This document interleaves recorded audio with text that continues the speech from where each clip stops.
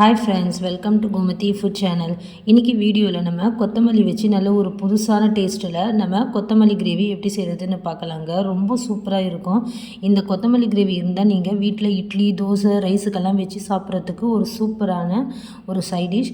எல்லாருமே கண்டிப்பாக ட்ரை பண்ணி பாருங்கள். ஃப்ரெண்ட்ஸ், வாங்க எப்படி செய்கிறதுன்னு பார்க்கலாம். இந்த கொத்தமல்லி கிரேவி பண்ணுறதுக்கு நம்ம ஃபஸ்ட்டு தேவையான இன்க்ரீடியன்ட்ஸ் என்னென்னு நம்ம பார்த்துடலாம். இது இருந்தால் சட்டுன்னு உடனே நம்ம செஞ்சிடலாங்க. ஃபஸ்ட்டு நான் ஒரு கட்டு அளவுக்கு கொத்தமல்லி எடுத்துருக்கேன். கூட ஒரு சின்ன நெல்லிக்காய் சைஸ் அளவுக்கு புளியை ஊற வச்சுருக்கேன். ஒரு 7-8 பல்லு பூண்டு, ஒரு துண்டு இஞ்சி எடுத்துக்கோங்க. காரத்துக்கு ஒரு 15 வரமிளகாய் ஊற வச்சுருக்கேன்.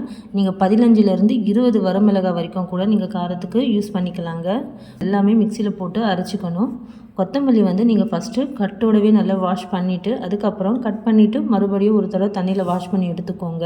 அப்போ தான் கொத்தமல்லியில் இருக்கிற மண்ணெல்லாம் நம்ம க்ளீனாக கழுவ முடியும். இது மாதிரி நல்லா சுத்தமாக கழுவி எடுத்துக்கோங்க.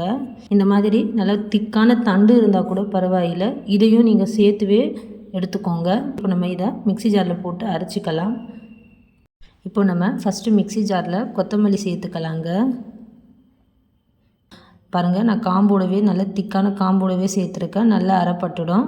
இப்போது இதில் ஒரு துண்டு அளவுக்கு இஞ்சி சேர்த்துக்கிறேன்.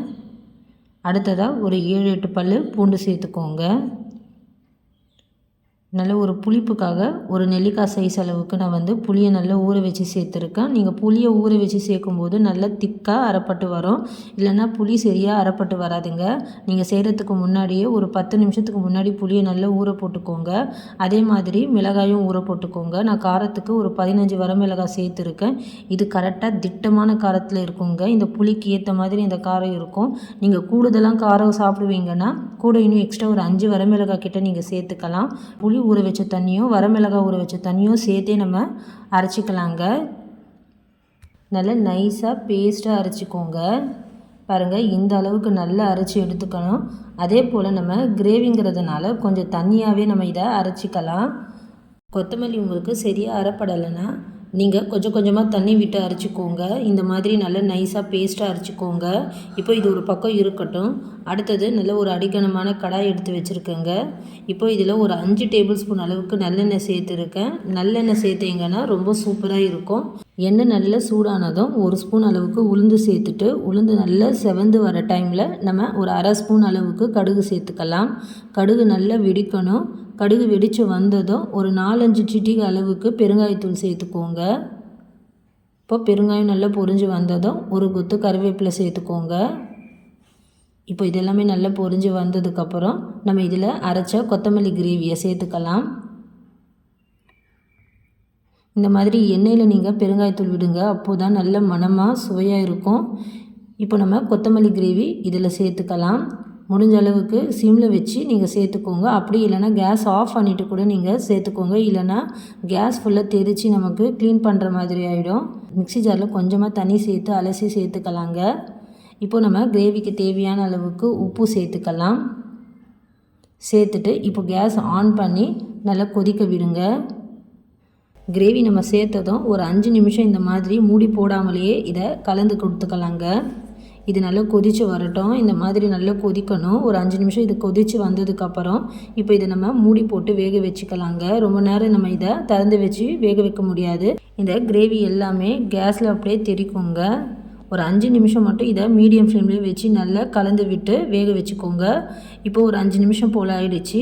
இதை நம்ம மூடி போட்டு மறுபடியும் ஒரு 10 நிமிஷம் வரைக்கும் இதை சிம்மில் வச்சு அப்படியே வேகவிங்க. இது நல்லா எண்ணெய் விட்டு மேலே பிரிஞ்சு வரும். இதுக்கு இடையே நீங்கள் செக் பண்ணி பார்த்துட்டு கலந்து கொடுத்துக்கோங்க. பாருங்கள், நான் 10 நிமிஷத்துக்கு மேலேயே இதை நல்லா கொதிக்க வச்சுட்டேன். ஒரு 15 நிமிஷம் போல் நல்லா வெந்துடுச்சு.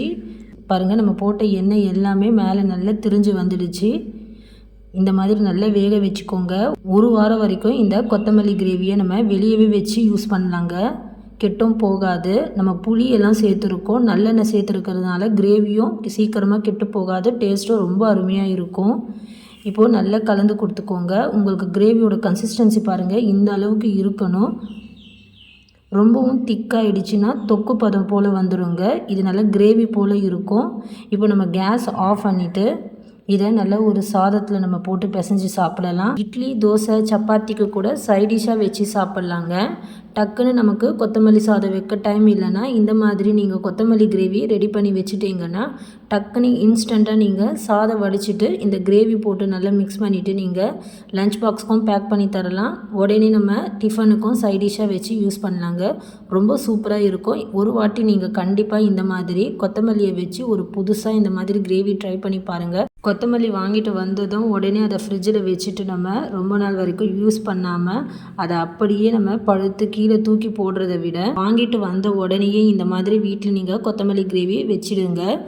சூப்பராக இருக்கும். நல்லா மணக்க சூப்பரான கொத்தமல்லி கிரேவி ரெடி ஆகிடுச்சு. இந்த கிரேவி ரொம்ப சிம்பிளாக நம்ம ரெடி பண்ணிடலாங்க. நீங்களும் இதே போல் வீட்டில் செஞ்சு பாருங்கள். ரொம்ப சூப்பராக இருக்கும். இந்த வீடியோ பிடிச்சிருந்தால் மறக்காமல் லைக் போட்டுடுங்க. கோமதி ஃபுட் சேனலை நீங்கள் ஃபஸ்ட் டைம் பார்க்குறீங்கன்னா மறக்காமல் சப்ஸ்கிரைப் பண்ணிவிடுங்க. மற்றவங்களுக்கும் ஷேர் பண்ணுங்கள். அப்போ தான் நான் போடுற வீடியோஸ் எல்லாம் டக்குன்னு உங்கள் ஃபோனுக்கு நோட்டிஃபிகேஷனாக வரும் ஃப்ரெண்ட்ஸ். தேங்க்ஸ் ஃபார் வாட்சிங்.